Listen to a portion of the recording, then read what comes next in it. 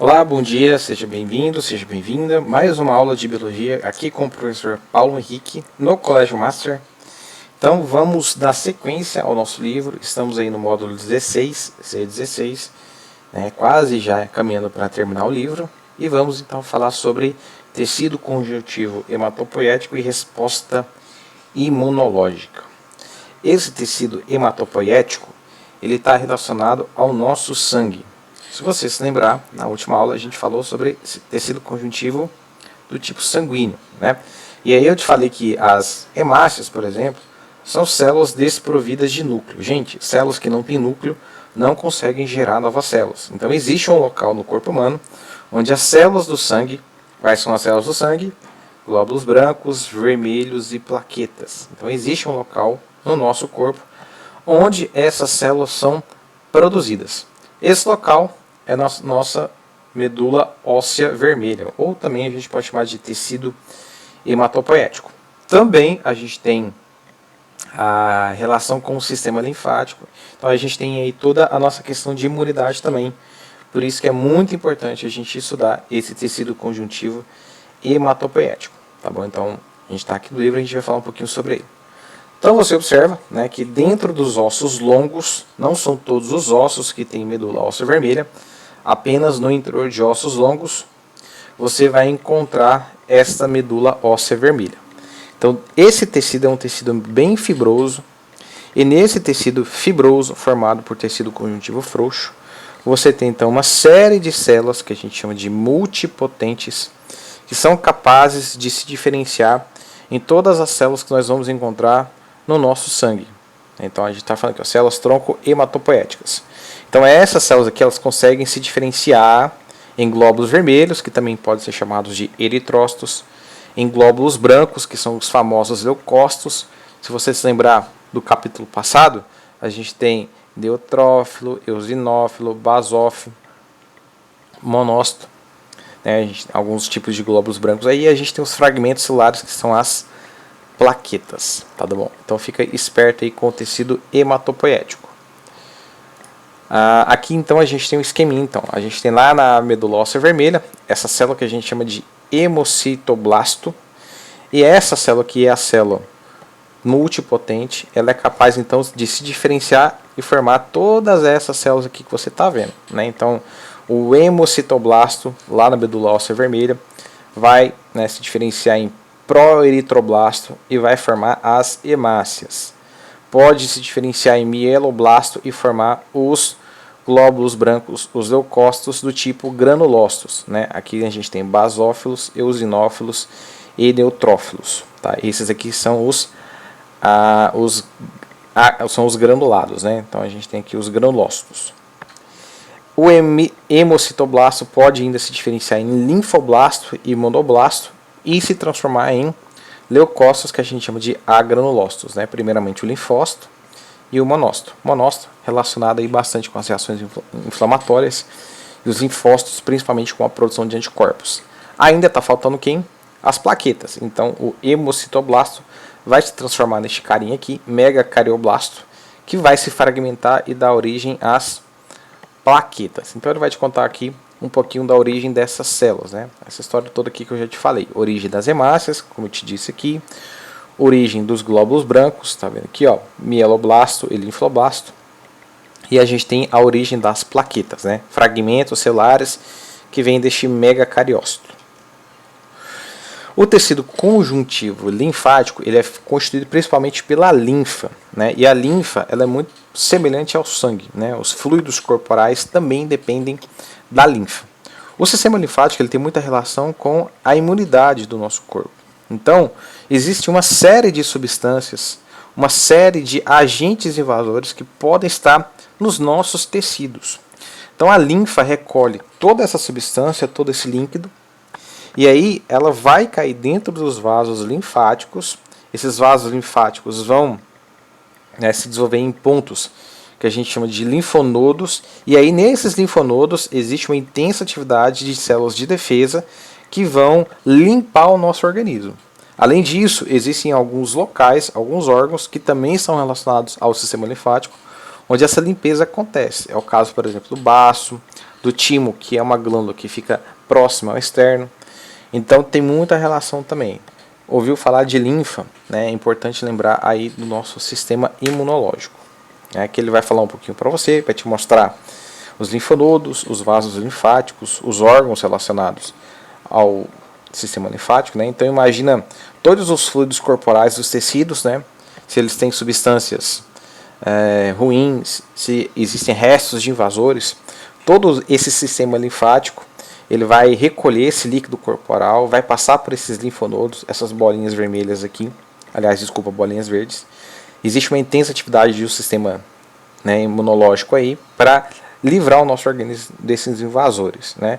É importante dizer que o sistema linfático ele não está ligado diretamente ao sistema circulatório. Portanto, quando o coração bate, ele não tem pressão suficiente, né? Ele não tem, aliás, pressão nenhuma sobre a linfa. Então, essa linfa, ela flui pelos vasos linfáticos de modo mais lento. É por isso que você vai falar que algumas mulheres fazem uma massagem chamada de drenagem linfática, né? Através da massagem, você aperta esses vasos linfáticos e a linfa vai fluindo, diminuindo o eventual inchaço provocado pelo acúmulo de linfa ali. Então aqui a gente tem os órgãos importantes, né? As adenoides, né? Ficam aqui na nossa face, as tonsilas, né, são as famosas amígdalas, né, muitas pessoas precisam tirar essas amígdalas, né, os linfonodos inguinais, né, que formam as ínguas, né, a gente tem aqui na região pélvica, os capilares linfáticos, né, onde a linfa vai correr, linfonodos poplíteos, né, aqui o número 5, presente aqui na região da nossa perna. Os linfonodos cubitais estão presentes aqui na região do nosso cotovelo. O timo, que é essa glândula aqui, né, próximo ao peito, bem aqui. O baço também tem relação muito importante com o sistema linfático, bem aqui no nosso abdômen. E 11 os linfonodos renais próximos aqui do nosso rim. Tá? Que a gente tem o esqueminha, né, o fluido intersticial, fluindo para dentro dos vasos linfáticos. Você vê uma intensa atividade dos glóbulos brancos, né? Esse líquido ele consegue fluir entre os capilares sanguíneos e os capilares linfáticos. Um pouquinho agora sobre o sistema imunológico, né? Ele vai falar aqui um pouco sobre a resposta imunológica, né? Primeiramente a inflamação. A inflamação, gente, ela acontece, né? É uma tentativa de acabar com um determinado invasor. Pode ser um micro-organismo, pode ser uma substância que você tem algum tipo de alergia, né? Essa resposta é a resposta imunológica inespecífica, né? Por exemplo, é muito comum quando você sofre um pequeno corte, a região daquele corte, né, aquelas células ali presentes, elas vão liberar uma série de substâncias e a inflamação vai acontecer ali. A temperatura aumenta, a região fica bem dolorida. É muito comum, por exemplo, com espinhas, né? Às vezes, no caso das espinhas, é uma inflamação. Então você tem toda uma atividade do sistema imunológico, né? Então imagina que você tem bactérias, né? Aqui tem uma espinha, são bactérias que estão crescendo ali. Olha só toda a atividade do sistema imunológico. Então células de defesa que estavam dentro dos vasos sanguíneos por diapedese, é o processo pelo qual essas células saem dos vasos sanguíneos e vão parar no tecido ali em volta, né? Principalmente macrófagos, que vão fagocitar essas bactérias para livrar o seu corpo dessa infecção. A temperatura aumenta, como eu já disse para vocês. Agora a gente tem a resposta imunológica específica, né? Aí a gente tem a relação com os anticorpos, né? Aí principalmente, gente, quando falar de resposta imunológica específica, lembra dos linfócitos, né? Tanto os linfócitos B quanto os linfócitos T, né? Os linfócitos T e B estão relacionados aí à resposta imunológica específica, é importante lembrar deles, né? Por exemplo, eu mesmo, esses tempos, eu acabei sendo acometido pela Covid. E aí um dos exames que é feito para detectar é se a gente produz os anticorpos específicos para combater o coronavírus. Então no meu exame, não sei se eu cheguei a mostrar para vocês, deixa eu ver se eu tenho aqui na minha área de trabalho. Então eu tenho aqui, ó. Tenho aqui. Na verdade esse aqui é o da minha esposa, mas eu vou mostrar aqui para vocês, ó. Ele tá falando aqui, ó. Ele está falando aqui, né, teste rápido e qualitativo, Covid-19, né, quer saber se a minha esposa ela produziu o anticorpo para combater o coronavírus. Aqui a gente tem o IgM e o IgG, isso aqui são anticorpos. Aí, como apareceu o reagente aqui, significa que ela produziu os anticorpos. Eu também fiz esse mesmo exame, só que eu não estou achando aqui. Mas aqui é para te mostrar, ó, anticorpo IgM e IgG. Quando a gente volta aqui para o livro, olha só, a gente tem então, ele vai falar das imunoglobinas G, das imunoglobinas A e das imunoglobinas M. Essas imunoglobinas M aqui, elas estão relacionadas ao início da infecção. Né? Então, quando o vírus está ativo no seu corpo, né, quando a infecção é recente, se você fizer o exame, vai aparecer reagente para imunoglobulina M. Né? O anticorpo específico para combater aquele invasor, por exemplo, no caso do coronavírus, lembra lá do IgG? É esse aqui, né? A maior parte das imuglobinas são desse tipo aqui.